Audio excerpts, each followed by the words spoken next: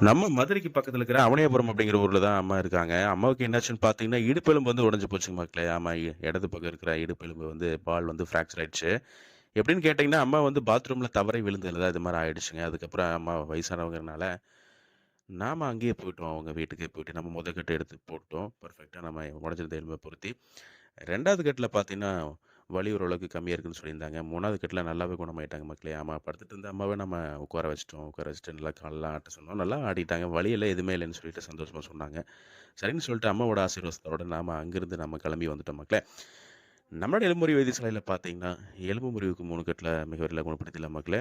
ஆமா மக்களே. மறக்காம இந்த வீடியோவ ஷேர் பண்ணுங்க மக்களே. நீங்க ஷேர் பண்றது மூலமா சமீபத்தில இடுப்பெலும்பு ஒடிஞ்சிருக்கிற மக்களுக்கு வந்து இது பயனுள்ளதா இருக்கும். நம்மளுடைய வைத்தியசாலை எங்க லொக்கேட் ஆயிருக்குன்னு பார்த்தீங்கன்னா, ஈரோடு மாவட்டம் கோபிச்செட்டிப்பாளையம் டூ சத்தியமங்கலம் மெயின் ரோட்ல இருக்கிற காசிபாளையம் அப்படிங்கிற ஊர்ல தாங்க.